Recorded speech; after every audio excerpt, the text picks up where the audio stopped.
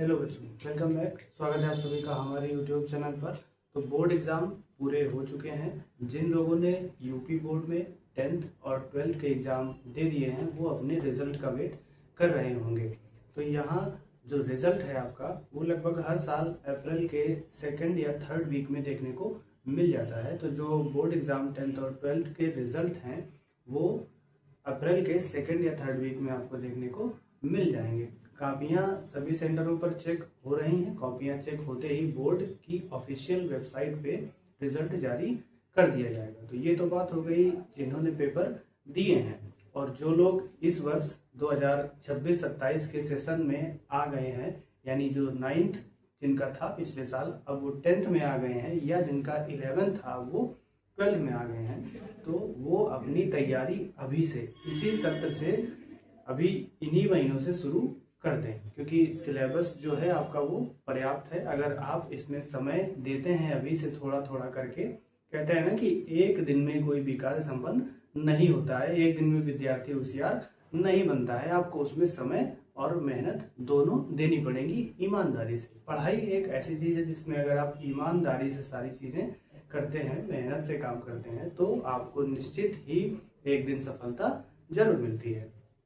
तो हम यहाँ अपने इस चैनल के माध्यम से आपको 10th और 12th, 9th और 11th यानी इन चारों क्लासेस में प्रत्येक सब्जेक्ट की तैयारी करवाएंगे। अगर आपका साथ रहा तो नियमित रूप से लाइव क्लासेस भी आगे संपन्न हो पाएंगी।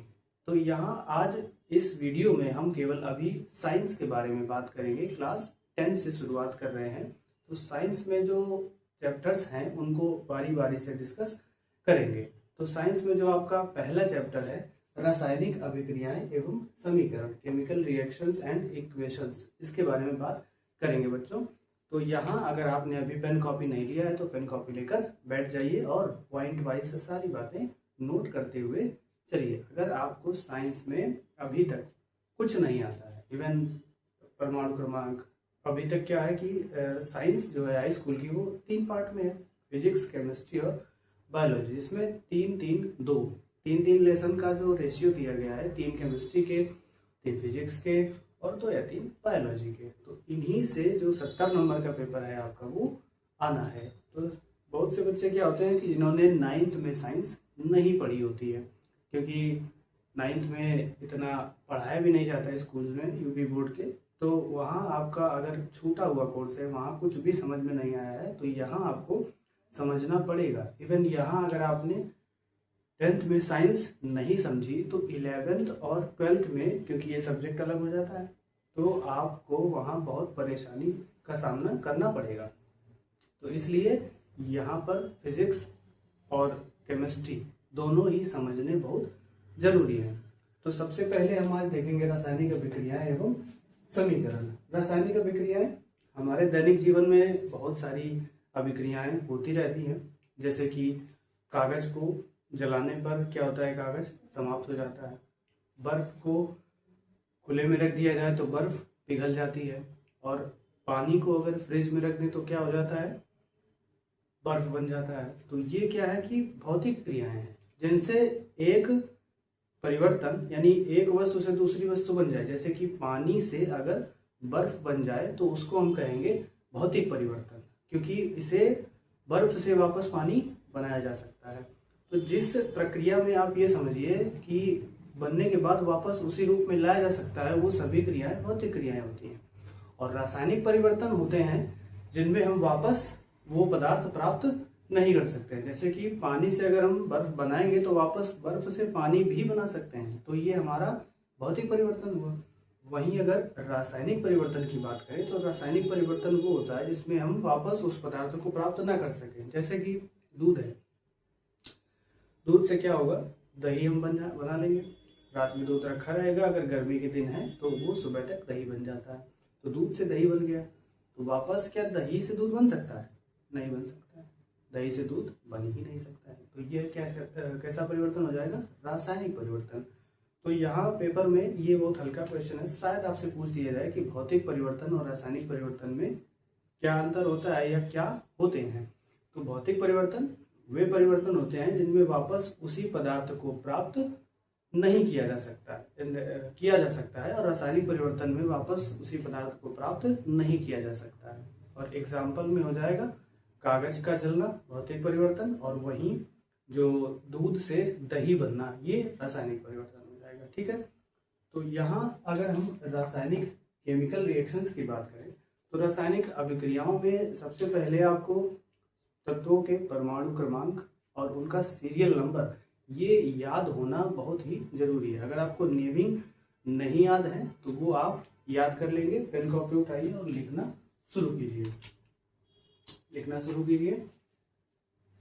देखिए, जैसे बच्चों तत्व होते हैं, सुने होंगे आपने, hydrogen, helium, lithium, carbon, nitrogen, sodium, ये सभी तत्व जो होते हैं इनको एक क्रम से रखने की व्यवस्था है। इसको एक टेबल की तरह, जैसे कि गिनती और पारा होते हैं, इनको एक व्यवस्थित क्रम में रखा जाता है। जैसे कि पहले 1 से 10 तक गिनती, फिर 10 से 20 तक गिनती, 20 से 30 तक गिनती।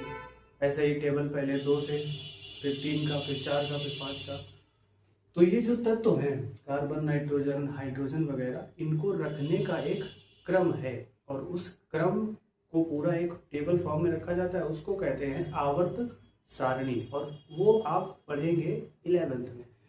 तो यहाँ आप बेसिकली आपको सिर्फ इतना याद होना चाहिए कि कौन सा तत्व किस नंबर पर है और उसका नाम क्या है, प्रतीक क्या है, किस चिन्ह, किस तत्व को किस प्रतीक से लिखा जाता है और उसका नंबर क्या है। अगर आप इतना कर लेते हैं तो आपको यहाँ जो हल्की फुल्की 2-4 रिएक्शंस है वो आपको क्लियर हो जाएंगी और अच्छे से आपको समझ में भी आने लगेगा। तो चलिए देखिए, लिखना शुरू करिए। सबसे पहले 1 से लेकर 20 तक कॉपी में गिनती लिख लीजिए। 1 2 3 4 5 6 7 8 9 10।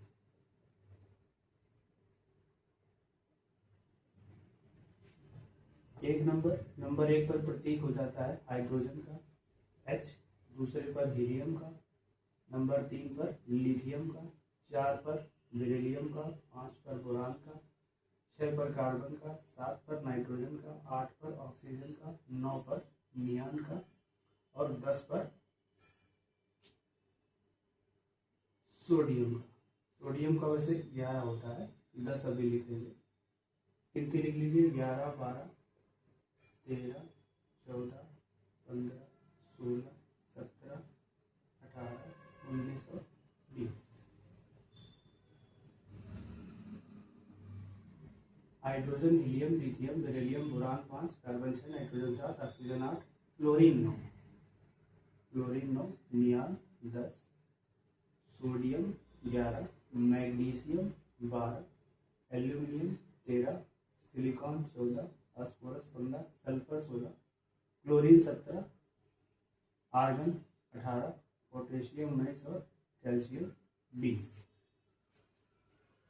ये सभी प्रतीक लिख दिए हैं, कॉपी पर आप लिखेंगे। यहाँ जो H है इसको कहते हैं number 1 hydrogen, number 2 helium, number 3 lithium, number 4 beryllium, number 5 boron, number 6 carbon, number 7 nitrogen, number 8 oxygen, number 9 fluorine और नंबर 10 नियान। फ्लोरीन कैसे लिखेंगे आप? फ्लोरीन। और ये हो गया नियॉन। फिर ऐसे ही 11 नंबर पे सोडियम, 12 नंबर पे मैग्नीशियम, 13 नंबर पे एल्यूमिनियम, 14 नंबर पे सिलिकॉन, 15 पे फास्फोरस, सल्फर 16 पे, 17 पे क्लोरीन, 18 पे आर्गन, 19 पे पोटेशियम और 20 पे कैल्शियम। इसे अपनी कॉपी में नोट कर लीजिए और जिस क्रम में ये है इसी क्रम में आपको याद करना है। केमिस्ट्री में अगर आपको कुछ सीखना है तो ये मिनिमम, अभी ये रिक्वायरमेंट और हो जाएगी 20 से 30 तक, 30 से 40 तक ये आपको याद होने चाहिए। ये क्रम है एक याद करने का। अगर ये सीरियल से याद नहीं होते हैं आपको तो आपको जो रासायनिक अभिक्रियाएं होती हैं, नेम जो होते हैं, वो आप लिख नहीं पाएंगे। इसलिए आपको ये याद करना जरूरी है। तो यहाँ नोट कर लिया होगा आपने, नोट कर लीजिए या स्क्रीनशॉट ले लीजिए।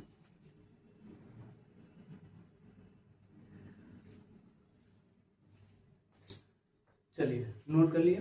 तो अब मेरे साथ दोहराइए। हाइड्रोजन का 1, लिथियम का 2, बेरिलियम का 3, बोरान का 5, बेरिलियम का 4, बोरान का 5, कार्बन का 6, नाइट्रोजन का 7, ऑक्सीजन का 8, फ्लोरीन का 9, नियान का 10, सोडियम का 11, मैग्नीशियम का 12, एल्यूमिनियम का 13, सिलिकॉन का 14, फास्फोरस का 15, सल्फर का 16, क्लोरीन का 17, आर्गन का 18, पोटेशियम का 19 और कैल्शियम का 20। ये 20 तक आपको इसी तरह से याद करने हैं। अब हम चैप्टर में प्रवेश करते हैं। बता दिया जाए, देखिए चैप्टर क्या है, रासायनिक अभिक्रियाएं एवं समीकरण। इसमें जो पहली आपकी हेडिंग रहेगी, पहली हेडिंग रहेगी यही, रासायनिक अभिक्रियाएं। तो हेडिंग लगा लीजिए, रासायनिक अभिक्रिया। रासायनिक अभिक्रियाएं किसे कहते हैं? Chemical reaction. केमिकल रिएक्शन, रासायनिक अभिक्रियाएं। रासायनिक अभिक्रियाएं क्या होती हैं? अभिक्रिया जैसे कि मान लीजिए H2 और प्लस O2, ये मिलके बनता है H2O।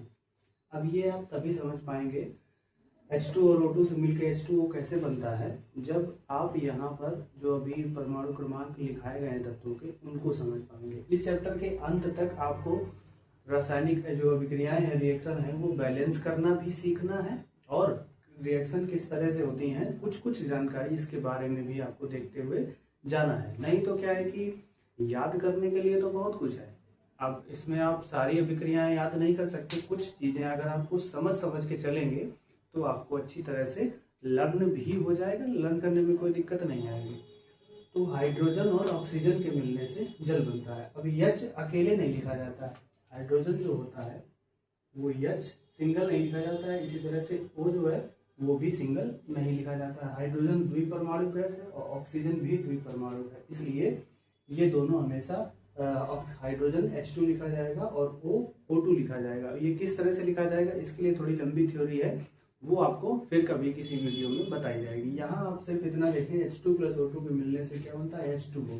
तो ये क्या है, एक रासायनिक अभिक्रिया है। रासायनिक अभिक्रिया में क्या होता है कि दो साइड होते हैं। जिस तरह से मैथ में समीकरण सॉल्व किया होगा आपने, सर्व समीकरण सॉल्व की होगी, तो वहाँ क्या होता है कि दो पक्ष होते हैं, बायां पक्ष और दायां पक्ष। ये तीर बना है, ये समझ लीजिए ये बायां पक्ष है और ये दायां पक्ष है। तो इसको हम लोग कहेंगे, इस तरफ वाले पक्ष को कहेंगे अभिकारक। क्या बोलेंगे इसको, अभिकारक। तो ये आपका हो जाएगा अभिकारक। और जो राइट हैंड में है इसको बोलेंगे उत्पाद। इंग्लिश में कहें तो ये होगा रिएक्टेंट, और ये होगा प्रोडक्ट। अभिकारक और उत्पाद।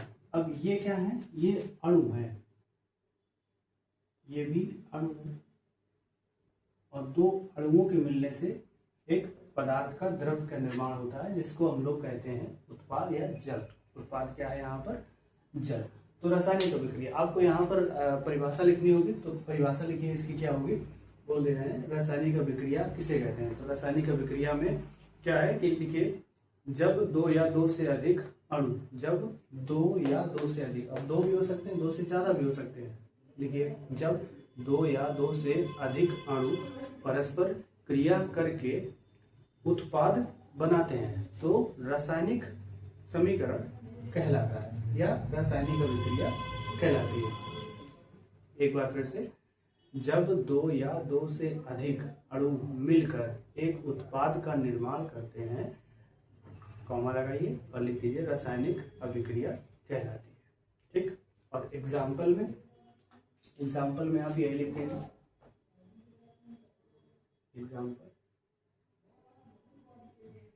एग्जाम्पल में H2 प्लस O2 और एरो के बाद H2O। तो ये हो गया अभिकारक और ये हो गया उत्पाद। ठीक है, तो ये पहली हेडिंग कंप्लीट हो गई रासायनिक समीकरण या रासायनिक अभिक्रिया की। अब हम आगे चलते हैं। आगे क्या है, आगे अगली हेडिंग लगाइए, रासायनिक अभिक्रियाओं के मुख्य प्रकार, टाइप्स ऑफ केमिकल रिएक्शन। रासायनिक अभिक्रियाओं के मुख्य प्रकार, अभिक्रियाओं के मुख्य प्रकार। अब इसी चीज पे ये पूरा चैप्टर निर्भर करता है। अब इसी में बहुत सारी हेडिंग्स हैं, वो आपको धीरे धीरे समझ में आ जाएंगी। तो देखिए, रासायनिक अभिक्रियाओं के मुख्य प्रकार, मुख्यतः रासायनिक अभिक्रियाओं में लगभग 7 से 8 प्रकार होते हैं। उन्हीं से पेपर में पलट पलट के क्वेश्चन बनते रहते हैं। तो रासायनिक अभिक्रियाओं के मुख्य प्रकार में लिखिए, जो आपको स्क्रीन पे दिख रहा होगा। नंबर 1 संयोजन अभिक्रिया, नंबर 2 वियोजन अभिक्रिया, नंबर 3 विस्थापन अभिक्रिया, नंबर 4 द्विविस्थापन अभिक्रिया, नंबर 5 ऊष्मा शोषी अभिक्रिया, नंबर 6 ऊष्मा क्षेपी अभिक्रिया, नंबर 7 अवक्षेपण अभिक्रिया, नंबर 8 ऑक्सीकरण अभिक्रिया, नंबर 9 अपचयन अभिक्रिया, नंबर 10 रेडॉक्स अभिक्रिया। तो ये 10 जो है रासायनिक अभिक्रियाओं के मुख्य प्रकार होते हैं। वीडियो रोक करके आप इसको कॉपी में अपनी राइट डाउन कर लीजिए। हम यहाँ शुरुआत कर रहे हैं संयोजन अभिक्रिया से। संयोजन अभिक्रिया,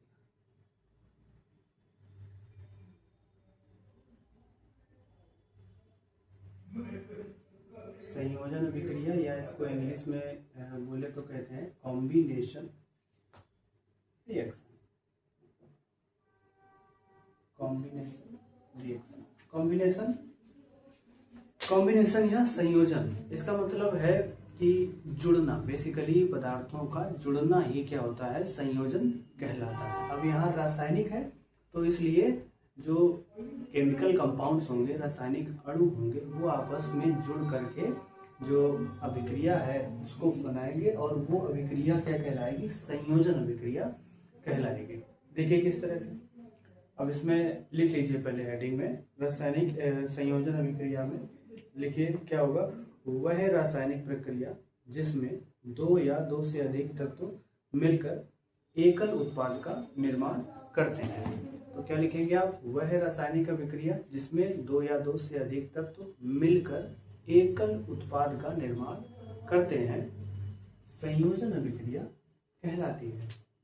क्या लिखा, 2 या 2 से अधिक, वह रासायनिक अभिक्रिया, वह रासायनिक अभिक्रिया जिसमें 2 या 2 से अधिक तत्व मिलकर एक उत्पाद का निर्माण करते हैं, एकल उत्पाद का निर्माण करते हैं, संयोजन अभिक्रिया या कॉम्बिनेशन रिएक्शन कहलाती है। ठीक, अब इसका उदाहरण देखिए, जैसे जैसे जैसे देखिए, संयोजन है, संयोजन का मतलब कॉम्बिनेशन, यानी A प्लस B को मिलाने से आपको सिर्फ C मिलेगा। मतलब राइट, इधर लेफ्ट हैंड में अभिकारक कहेंगे और इसको क्या कहते हैं, उत्पाद।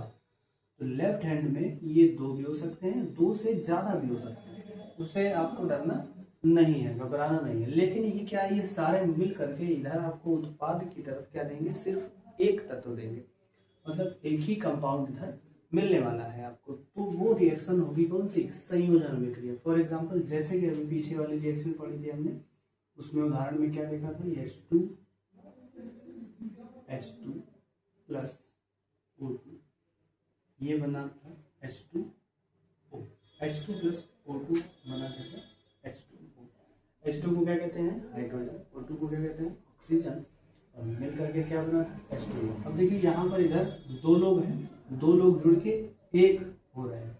ठीक, कहें तो इसमें 2 दिल मिल करके एक जान बना रहे हैं, मतलब समझ रहे हैं ना, 2 दिल एक जान, यानी संयोजन, यानी कि योग, कॉम्बिनेशन रिएक्शन। इस तरह से आप देखेंगे। ये तो पहला एग्जाम्पल हो गया। दूसरा एग्जाम्पल, कार्बन के साथ ऑक्सीजन का मिलन। कार्बन जब ऑक्सीजन से मिलता है तो ये बनाता है CO2। अब CO2 को क्या कहते हैं, कार्बन डाइऑक्साइड, बहुत ही परिचित गैस। जब हम लोग सांस लेते हैं तो ऑक्सीजन, और जब सांस देते हैं, बाहर निकालते हैं मुंह से, तो कार्बन डाइऑक्साइड। तो यहाँ C प्लस O2 के मिलने से CO2, ये लेफ्ट हैंड है और ये राइट हैंड है। लेफ्ट हैंड को क्या कहते हैं? अभिकारक, रिएक्टेंट्स, और राइट हैंड को क्या कहते हैं? उत्पाद, प्रोडक्ट। ठीक, एक तो ये हो गया। एक और एग्जांपल लिख लीजिए, 3 एग्जांपल हो जाएंगे आपके। कैल्शियम ऑक्साइड की जल के साथ H2O, कुछ सूत्र भी आपको याद रखने पड़ेंगे। H2O को क्या कहते हैं? जल। CO2 का क्या नाम है?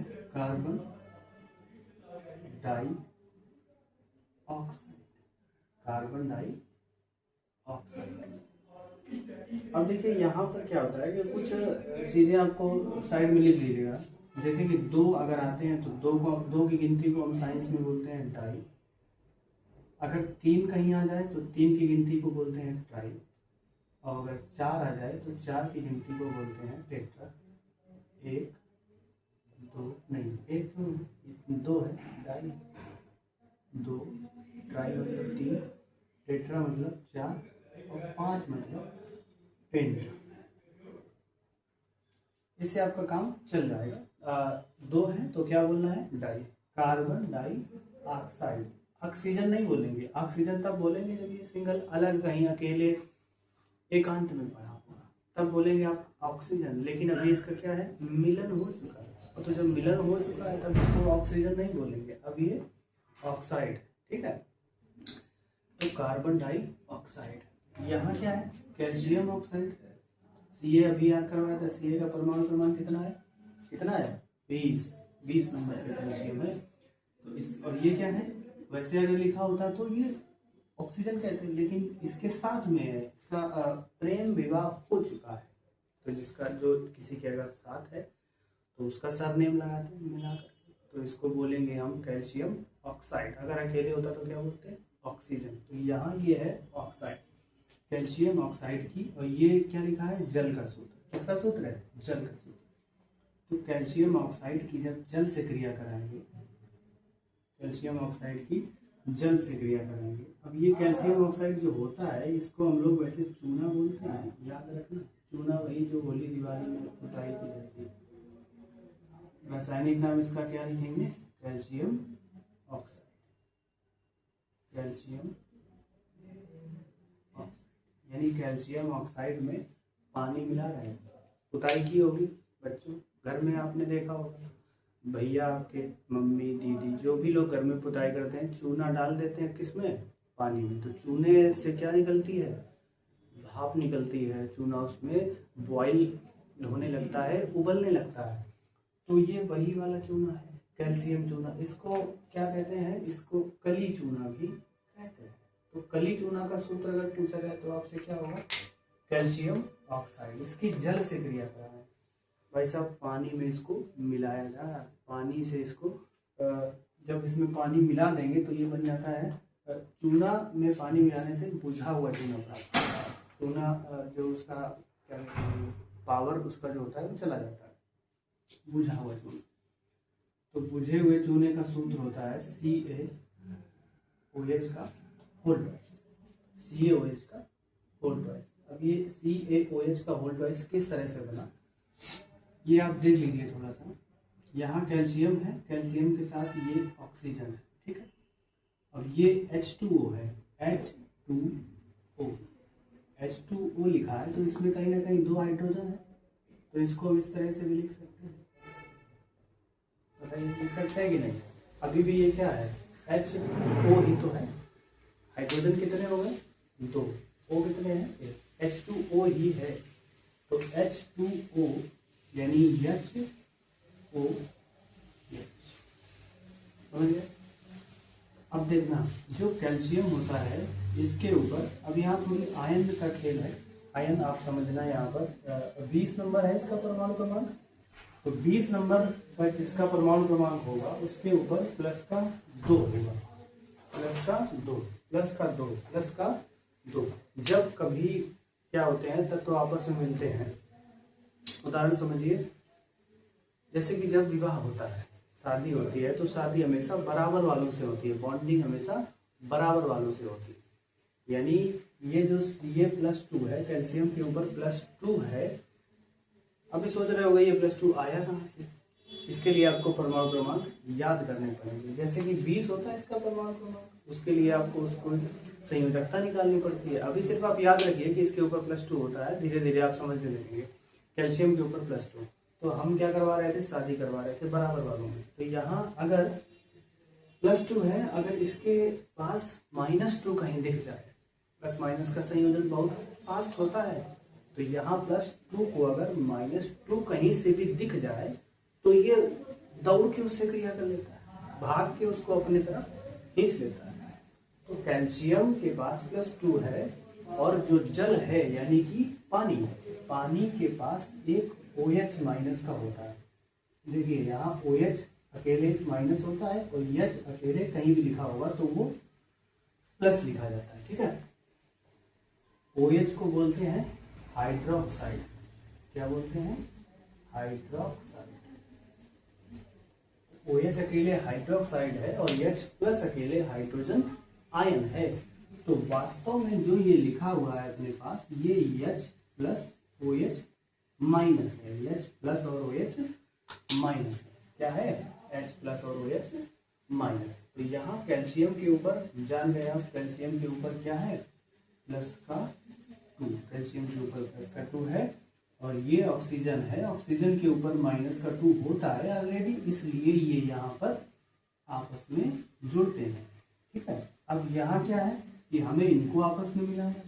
देखना ध्यान से, एक OH इसमें है ऑलरेडी, वो अगर इस H के साथ मिलेगा तो ये भी OH- बना देगा, तो ये 2 OH हो गए। अब ये O और H मिलके क्या बना है, OH बना है। तो यहाँ Ca पहले से था कैल्शियम, और OH कितने हो गए, 2। ये OH का होल ट्वाइस बोलेंगे, इसको बोलेंगे हम लोग, नाम इसका देंगे कैल्शियम। क्या नाम देंगे, कैल्शियम हाइड्रोक्साइड। कैल्शियम हाइड्रोक्साइड, ठीक है। तो कैल्शियम हाइड्रोक्साइड, इसमें आपने सीखा क्या, कली चूना का सूत्र क्या होता है, कैल्शियम ऑक्साइड और कैल्शियम हाइड्रोक्साइड क्या है, ये बुझा हुआ चूना। इसमें पानी डाल दिया है तो इसकी प्यास बुझ गई है, इसलिए इसको क्या कहेंगे, बुझा हुआ चूना कहेंगे, कैल्शियम हाइड्रोक्साइड, ठीक है। नोट कर लीजिए जिसने नहीं नोट किया है तो। अगली हेडिंग सभी लोग डालेंगे, क्या हो गया अगली हेडिंग, वियोजन अभिक्रिया। वियोजन या अपघटन अभिक्रिया, क्या लिखेंगे, वियोजन वियोजन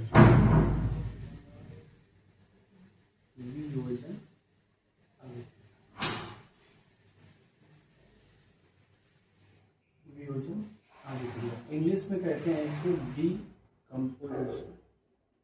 डीकम्पोजिशन, SITION रिएक्शन,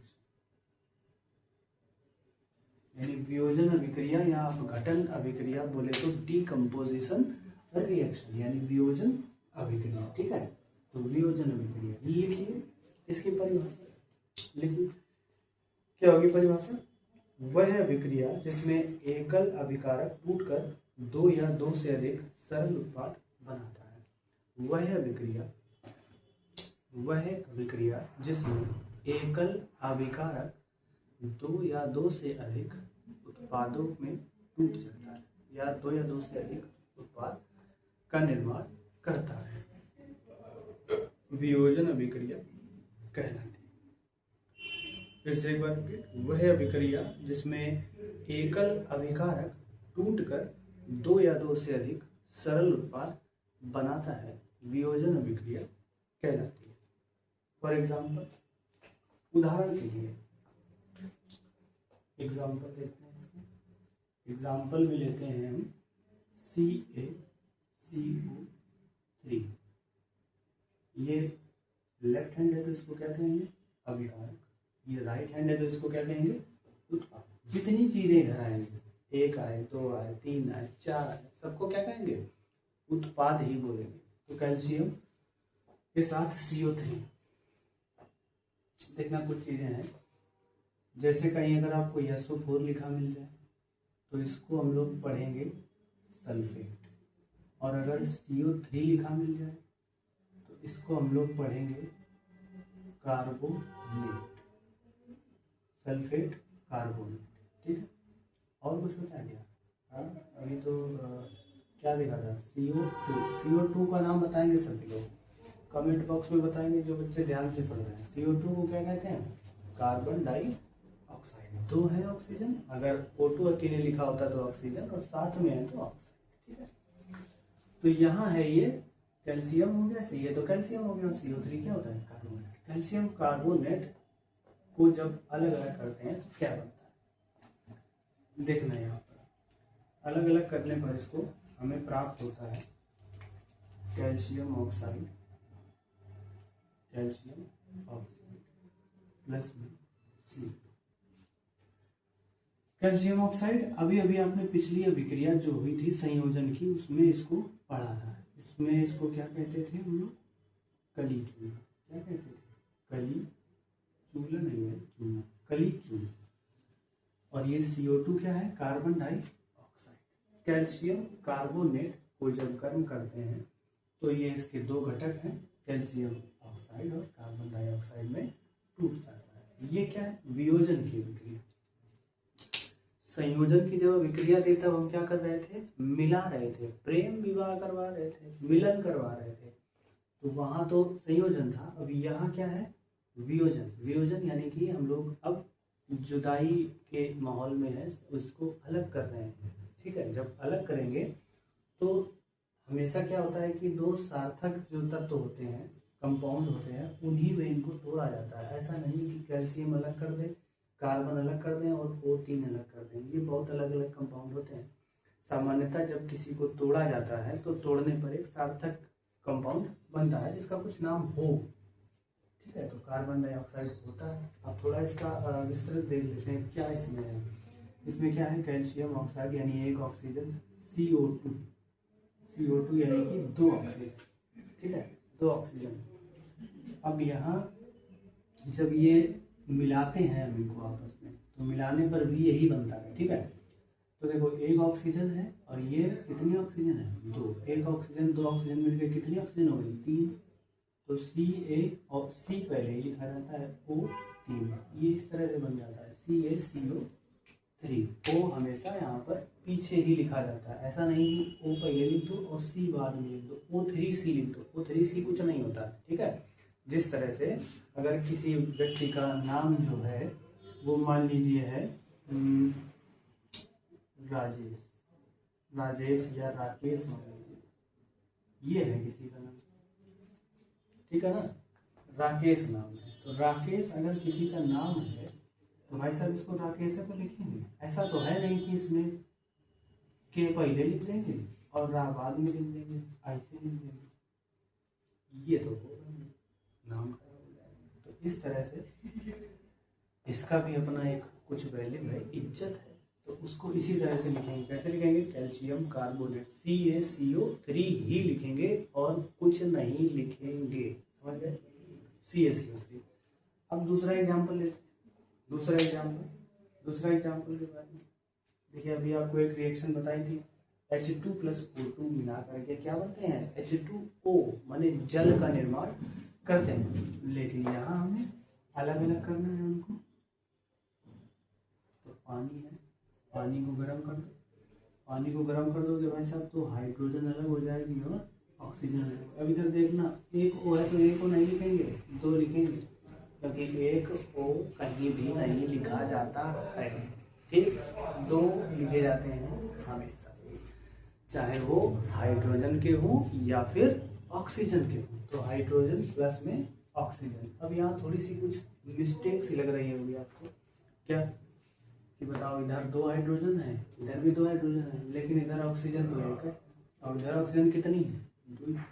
तो यहाँ ये चीज़ गुजरती है, तो इसको थोड़ा सा बैलेंस करते हैं। देखिए यहाँ से कुछ हम रासायनिक अभिक्रियाओं को बैलेंस करना भी सीखते हैं। बैलेंस करने में क्या है? सीधी सी बात है, अगर हम यहाँ कहें कि 3 + 4 = 7, तो ये आप कहेंगे बिल्कुल सही बात। अगर हम कहें यहाँ 2 + 3 = 5, तब भी आप कहेंगे बिल्कुल सही बात है, सही बात है। अगर हम कह दें 3 + 1 = 2, तब तो ये बिल्कुल गलत बात है ना। तो इसका मतलब है कि लेफ्ट हैंड साइड बराबर किसके होने चाहिए, राइट हैंड साइड के। यानी कि जितने लेफ्ट हैंड साइड में परमाणु या अणु तत्व जो भी लिखे हैं, जितने इधर होंगे उतने ही उधर होंगे। उधर किधर, राइट हैंड में, यानी उत्पाद की तरफ। ये क्या है, अभिकारक, और ये क्या है, उत्पाद। तो जितने अभिकारक की तरफ होंगे उतने ही किधर होंगे, उत्पाद की तरफ। तो अभिकारक और उत्पाद। अब देखना यहाँ हाइड्रोजन कितने हैं, 2, तो हमें यहाँ भी कितने करने चाहिए, 2। और यहाँ जोड़ते नहीं है, सिर्फ गुणा करते हैं। मान लीजिए जैसे ये लिखा है H2, अब इसमें हम 2 का गुणा करेंगे तो 2 आगे लिखेंगे। तो जब 2 आगे लिख देंगे तो ये 2 दूनी 4 हाइड्रोजन हो जाएगा। ठीक, लिखेंगे कहीं नहीं, इसको मन में सोचिए आप, कितने हो जाएंगे ये, 4। अगर कहीं पर लिखा है Ca यानी कैल्शियम, इसमें हमें 2 कैल्शियम करने हैं, तो ये ऐसे नहीं होगा, इसमें आगे से 2 का गुणा करेंगे तो ये हमेशा 2Ca लिखा जाएगा। ठीक है, अगर कहीं मान लीजिए कार्बन लिखा है C, कार्बन 1 है ये, अब इसको 2 कार्बन होना है, सीधी सी बात है, कितने का गुणा कर दोगे, 2। ये कोई नहीं करेगा कि यहाँ लिख दिया तो ये गलत हो जाएगा। ठीक है, तो इसमें हमेशा गुणा कहाँ से किया जाता है, आगे से गुणा किया जाता है। ऑक्सीजन कितनी दिख रही है, 2, यहाँ भी कितनी होनी चाहिए, 2 का गुणा कर, तो भैया जब 2 से गुणा कर दिया तो ये ऑक्सीजन तो 2 हो गई बराबर। लेकिन हाइड्रोजन थोड़ा सा रूठा हुआ दिख रहा है, गुस्सा क्यों, इधर 2 है, इधर कितने हैं, हाइड्रोजन में भी अपने आप कितने का गुणा हो गया, 2 का, तो 2 दूनी 4 हाइड्रोजन हो गए। तो भाई सब 4 इधर हैं तो इधर भी 4 ही होने चाहिए। जब 2 हैं तो 2 को 4 करने के लिए इसमें भी 2 का गुणा करते हैं। अब देखो जरा बात बराबर हुई कि नहीं, 2 और 2 4 हुए, 2 दूनी 4, हाइड्रोजन कितने 4, इधर भी कितने 2 दूनी 4। ये इसका इससे गुणा हो रहा है, ये ना समझना कि सामने लिखेंगे तभी गुणा होगा, ऐसा नहीं होता। रसायन विज्ञान है, केमिस्ट्री, इसको इसी तरह से सीखा जाता है। और अगर इसी तरह से आप मीठी मीठी बातों से सीखते हैं तो आप एक दिन अपने आप को पाएंगे कि रसायन विज्ञान में आपकी पकड़ मजबूत हो चुकी है। ठीक है, 4 हाइड्रोजन हो गए और यहाँ कितने हैं ऑक्सीजन, 2, और यहाँ भी कितने भैया, 2 ऑक्सीजन। ठीक है, तो ये क्या हो गया हमारा वियोजन अभिक्रिया। बातों में हमने रिएक्शन इवेलेंस करनी सीख ली और एग्जाम्पल भी देख लिया। ठीक है, तो ये हो गई वियोजन अभिक्रिया। नोट कर लीजिए, आगे बढ़ते हैं। अगली अभिक्रिया हमारी हो जाएगी, हेडिंग डाली विस्थापन अभिक्रिया। क्या रहेगी, विस्थापन अभिक्रिया। विस्थापन अभिक्रिया का मतलब डिस्प्लेसमेंट रिएक्शन, डिस्प्लेसमेंट रिएक्शन, विस्थापन अभिक्रिया, डिस्प्लेसमेंट रिएक्शन। लिखिए इसमें परिभाषा इसकी लिखते हैं। डिस्प्लेसमेंट रिएक्शन क्या परिभाषा होगी, लिखिए, वह रासायनिक प्रक्रिया जिसमें एक अधिक क्रियाशील तत्व, अगर मैं जल्दी जल्दी बोल रहा हूँ तो वीडियो को रोक के लिख लेना। वह रासायनिक प्रक्रिया जिसमें एक या अधिक क्रियाशील तत्व किसी कम क्रियाशील तत्व को उसके यौगिक से अलग करके उसका स्थान ले लेता है, विस्थापन अभिक्रिया कहलाती है। वंस मोर रिपीट, क्या होगा, वह रासायनिक प्रक्रिया जिसमें एक अधिक क्रियाशील तत्व किसी कम क्रियाशील तत्व को उसके यौगिक से अलग करके उसका स्थान ले लेता है, विस्थापन अभिक्रिया कहलाती है। तो क्या हो गया भैया, विस्थापन अभिक्रिया कहलाती है। ठीक है, विस्थापन अभिक्रिया कहलाती है, यानी जो कम क्रियाशील तत्व है और जो अधिक क्रियाशील तत्व है। अब यहाँ थोड़ा आप ये समझ रहे होंगे क्रियाशील क्या होता है।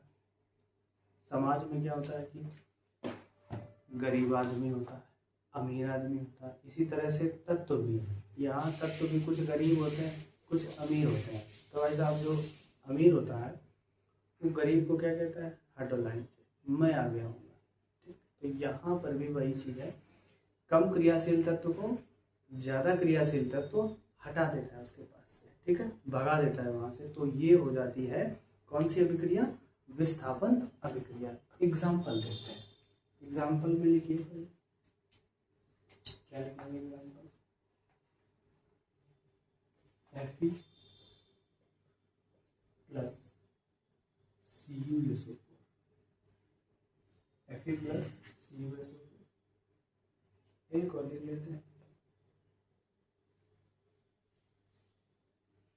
Zn plus CuSO4,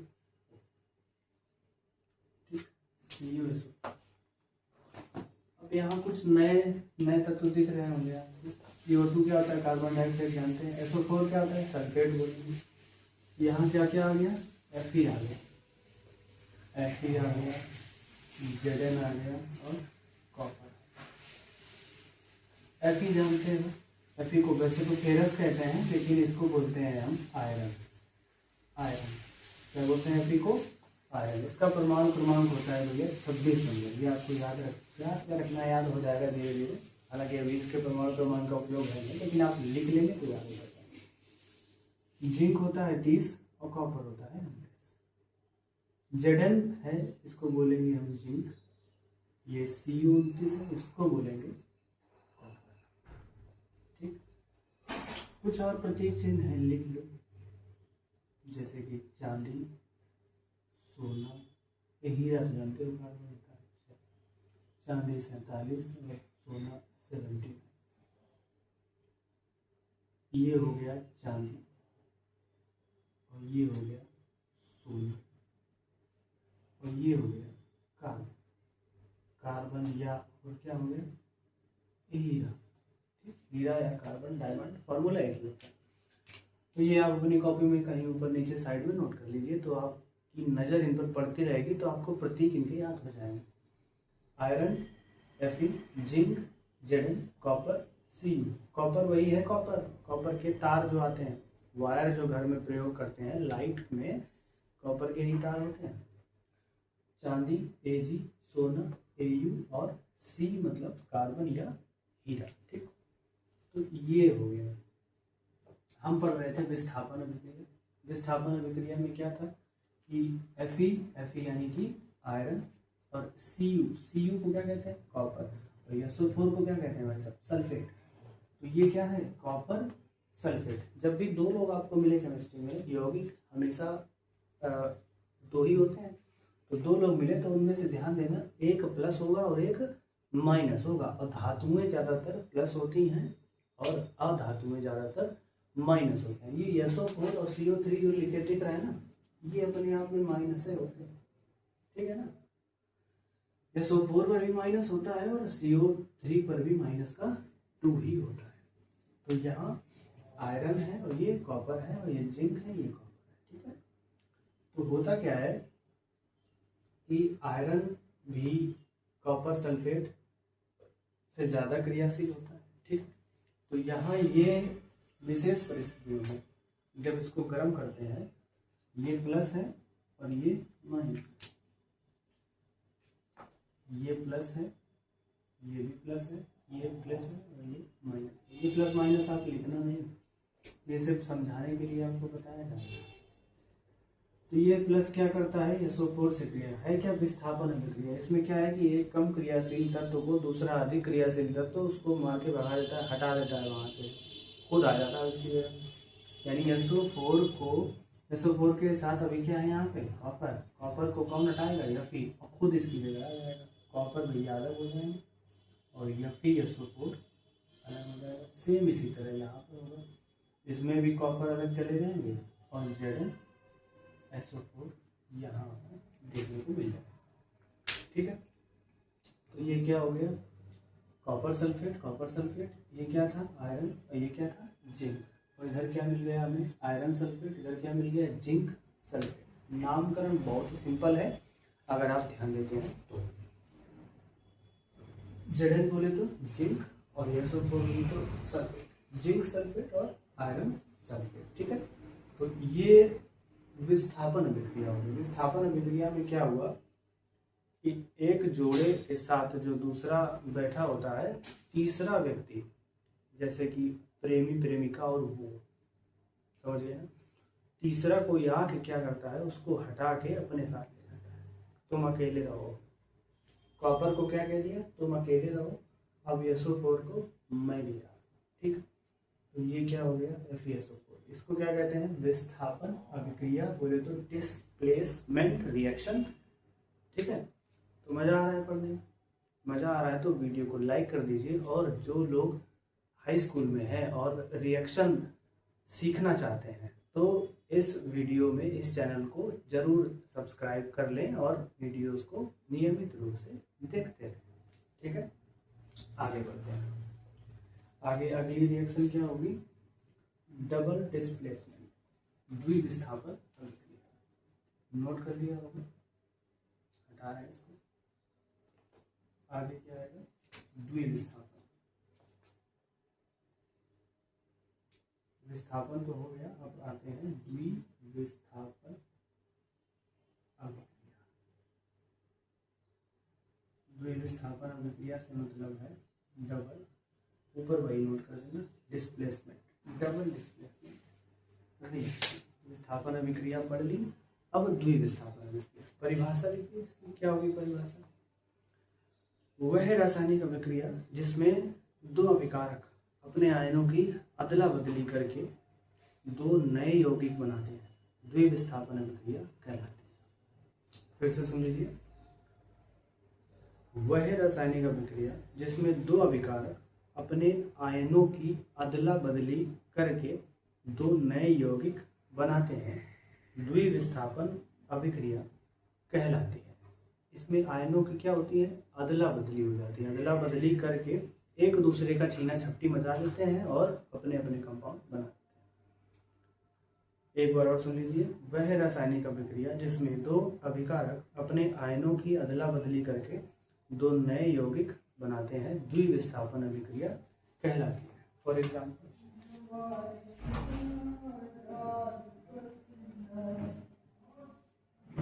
BaCl2 plus Na2SO4। अब इधर जो बनेगा वो हम देखते हैं, क्या इधर बनाते हैं, राइट हैंड में बनाते हैं, BaCl2 और प्लस Na2SO4, ठीक है। आयनों की अदला बदली करनी है। जब भी आपको दो लोग दिखे तो समझ जाइए एक प्लस एक माइनस, ज़्यादातर माइनस पीछे ही होता है। SO4 सल्फेट माइनस है, Cl माइनस है, Ba प्लस है, Na भी प्लस। इसमें भी आयनों की अदला बदली करनी है, यानी Na की शादी Cl से करानी है और Ba की शादी SO4 से करानी है। समझ रहे हो, मतलब अदला बदली हो रही है, एक कंपाउंड दूसरे के साथ में जा रहा है।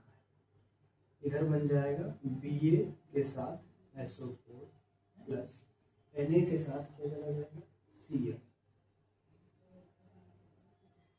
अब यहाँ हमने दो लिख दिया, क्यों, इधर देख रहे होगे Na कितने हैं, दो, Cl कितने हैं, दो।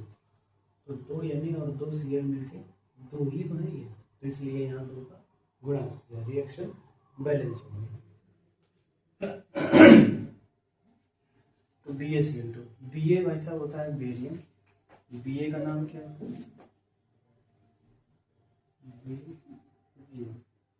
बेरियम कहते हैं, इसका परमाणु क्रमांक 56। अगर Cl कहीं लिखा मिल जाए, अकेले तो लिखा मिलेगा नहीं, तो इसको कहते हैं क्लोरीन। लेकिन अगर किसी के साथ में इसकी शादी हो चुकी रही होती है तो इसको फिर क्लोरीन नहीं कहेंगे भाई, क्लोराइड कहेंगे। बेइज्जती हो जाएगी क्लोरीन कहेंगे, सरनेम है उसका क्लोराइड, बेरियम क्लोराइड। और ये क्या है, सोडियम सल्फेट, ठीक है। तो इसको इसके साथ और इसको इसके साथ, ठीक। वैसे भी Na और Cl का बहुत तगड़ा रिश्ता है, सोडियम और क्लोराइड एक दूसरे से बहुत प्यार करते हैं। NaCl बातों में ये क्या है, NaCl है, और इसको हम लोग क्या कहते हैं, नमक, वही टाटा नमक 25 रुपये पैकेट वाला। तो ये क्या है, नमक का सूत्र है। नमक का सूत्र भी सीधे है, क्या होता है नमक का सूत्र, सोडियम क्लोराइड, NaCl। Cl है तो सोडियम के साथ में बोल रहे हो तो क्लोरीन नहीं बोलोगे, क्या बोलोगे, क्लोराइड। क्या है ये, सोडियम क्लोराइड, ठीक है। तो इसको कहेंगे सोडियम क्लोराइड, ठीक। तो हमने 4 टाइप की रिएक्शन सीखी, संयोजन अभिक्रिया, वियोजन अभिक्रिया, विस्थापन अभिक्रिया और द्विविस्थापन अभिक्रिया। इसको नोट कर लीजिए, ठीक है, नोट कर लिया। अभी 4 टाइप की रिएक्शन हो गई हैं, 6 टाइप की रिएक्शन और बची हैं, ठीक है। तो यहाँ से चैप्टर खत्म होगा जब इसमें 4 टाइप की रिएक्शन और आपको पढ़ा दी जाएगी, ठीक है। अगर क्लास ये यहीं तक रखते हैं। अगर वीडियो आपको अच्छा लगा है तो वीडियो को लाइक कर दीजिए, और अगर आपको कोई सजेशन, कमेंट, किसी भी सब्जेक्ट से रिलेटेड कोई भी जानकारी चाहिए तो आप हमें कमेंट करके ज़रूर बता सकते हैं। और ग्रुप है इस चैनल के नाम से, डिस्क्रिप्शन में लिंक उसकी डाल दी जाएगी, उस ग्रुप से आप जुड़ सकते हैं, तो आपको इसकी PDF वगैरह मिल जाएगी, ठीक है। ठीक है बच्चों, तो आप इस चैनल को शेयर करिए और वीडियो को भी शेयर करिए, और लाइक नहीं किया है तो लाइक जरूर कर दीजिए। तो मिलते हैं अगली क्लास में, बहुत जल्द आएगी। तब तक के लिए जय हिंद,